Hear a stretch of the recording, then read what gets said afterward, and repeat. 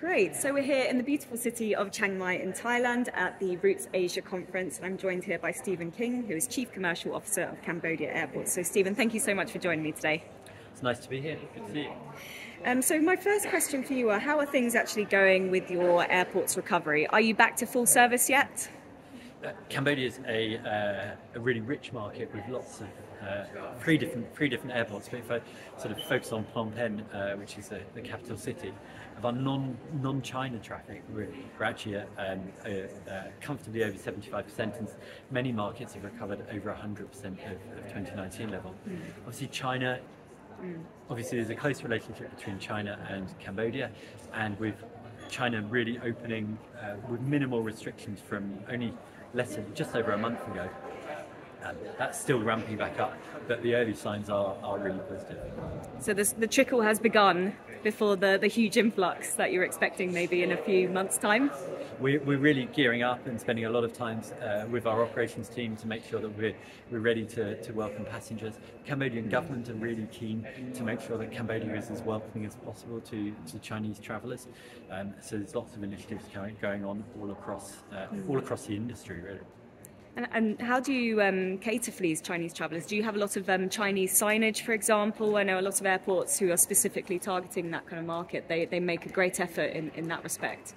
There's all the key information is available in Chinese. We're redeveloping some of our digital assets as well to make sure that they're really tailored.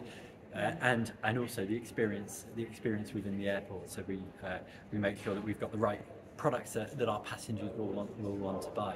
But I think there's been a really interesting evolution happening, I'm sure, for lots of airports around the world, and also for us, as the passenger mix changes, and we want to make sure that we've got the best products for whoever our passengers are.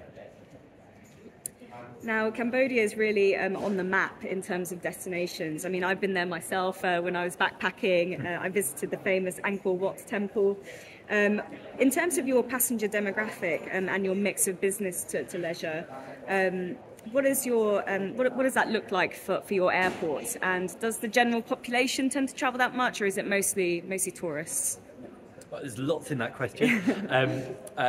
First of all, I guess you came to see Angkor Wat, but there's so much more to see, and I think that's one of the messages that we've got to get out there. Cambodia is not a 2-day to see. I mean, the amazing temples, but there's even around Siem Reap, there's so many different things to do. But all the other destinations, and ecotourism is really growing as well. Our islands off the south coast are some of the best in the world. We had an airline visit us recently, and some people I really respect as pretty amazing travellers, and have been to places all over the world. They said that the beaches that they saw on Koh Rong, which is 45 minutes from our Chiang airport, the beaches that they saw there were better than the Maldives, better than anywhere else. Absolutely, I can vouch for that. I've been there too. And I mean, I just feel like I'm lucky that I can pop down there for the weekend, and it's my friends don't particularly like it on Instagram, but that's a different subject.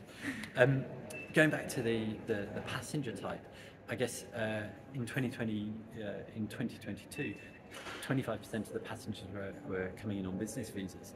So we're seeing a real growth in that business market. And Cambodia is a fast-growing Southeast Asian country.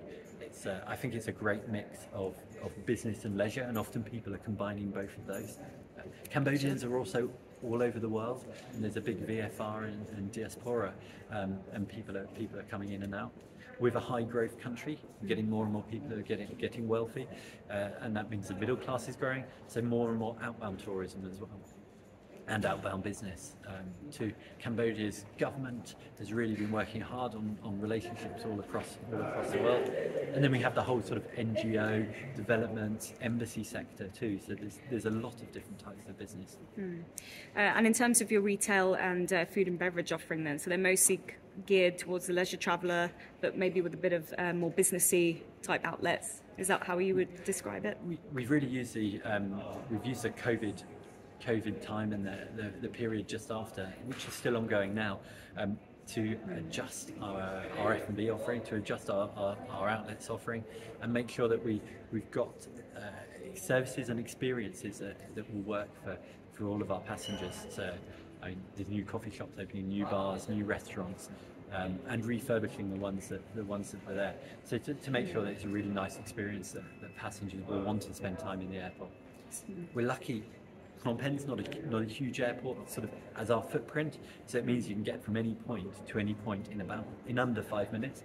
So it means there's no need to stress, and that's great for passengers to be able to move around the terminal and not worry if they're at gate 22 and their flight's from gate 1. It'll take you less than 5 minutes. You can still have that Starbucks. I see. Does this mean as a result your passengers don't tend to turn up 3 hours early like they're doing in Europe, for example, or 2 hours early? Do they come a bit later then, would you say, because it's a smaller airport? We're finding we're getting passengers are still turning up early, maybe because of the great products we've got on offer. Good answer. Now, do you create passenger personas at your airport? Is that an area that you're looking into? It's an area that we're looking into, and we recently did a survey to understand more about our passengers and the demographic and what they really want. Now, do you position yourself as a point-to-point market or a hub-and-spoke model at your airports? Historically, our market's been a bit more point-to-point. We have a good and a very easy transfer product. But I'm finding in lots of conversations with airlines, they're keen to make the most of our unique geographical situation between sort of North Asia and South Asia, and so I think we'll be building that transfer market more and more over the coming years. Yeah, that's really exciting. Now, can you give us your 30-second pitch on why an airline should choose to fly into your airports as opposed to your competitors? I think Cambodia is probably the 30-second pitch. It's whether it's business or leisure, whether it's seeing one of the wonders of the world of Angkor Wat, or exploring the countryside and the rice paddies or the beaches. The city of Phnom Penh and the cities of Sihanoukville or Siem Reap, they're also growing so much. There's so many business opportunities there. We're seeing passengers just so many business opportunities there, and we'll stop that. So rewind that last 5 seconds. Okay. Now, you have lots of experience in the industry, having worked for Virgin Atlantic for nearly 12 years, becoming the head of the Asia Pacific region, and then you also worked for London Gatwick as the Vice President of Airline Relations. What would you say about the difference then between working for an airline versus an airport?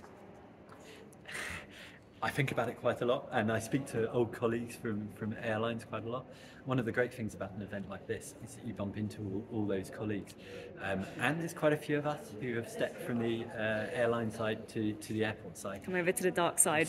And I think that experience that we can bring from understanding what it's like to sell to passengers and how important getting those yields, getting those load factors is. I think that can be really helpful for credible conversations with other airlines. I love living in Asia. I love working here, and hopefully having lived and worked in several countries can give that broad perspective that can then help me when I'm talking to airlines. I do have soft spots though, so India's a brilliant country, and I was very lucky to live there for 3 years.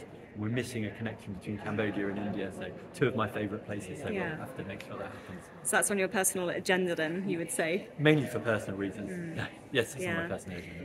And I guess it gives you an appreciation for how important the relationship is between the airline and the airports. How would you say, in general, relations are between airlines and airports? In other airports, for example? If I judge from conversations that I've been having this morning, I think everyone's just really enjoying engaging and having some constructive conversations that aren't about the hard sell, that are about just understanding what's happening with our different businesses, especially in APAC. There's been so much change over the last year, and we know we've got so much to come over the coming year.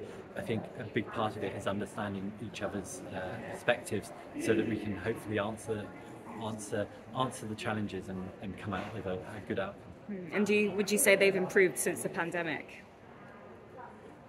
I certainly feel that the people I've met so far this morning, there's definitely a good relationship between us. Fantastic. Now, what have you worked on as Chief Commercial Officer to bolster your non-aeronautical revenues? So we've been investing quite a lot in our sort of in-terminal experience and offer. So very recently, we've just refurbished our duty-free offering in Phnom Penh and Siem Reap. So you've got great new spaces, very light, very engaging. We've got loads of new products opened up as well. It delivers a lot of really great sort of artisan products, whether that's healthcare, using the wealth of the sort of land, or whether that's sort of stoneware and woodwork and things that Cambodia is famous for, obviously with the Angkor Wat temples. So we've tried to bring that to life within our terminals, and the passengers can really experience that, and obviously we hope also buy. Yeah, give a sense of place. Yes. For passengers coming through. Now, what's the story been with cargo? It's been quite a bright spot for many airports during the pandemic. How has it been for you? Cargo was really strong during the pandemic. Again, our sort of unique position, as well as the strength of the Cambodia's industry, meant that we really grew well during the pandemic.